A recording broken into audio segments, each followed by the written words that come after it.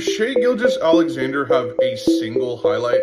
For how dominant he is, he has to be the least aesthetically interesting performer from an athletic standpoint ever.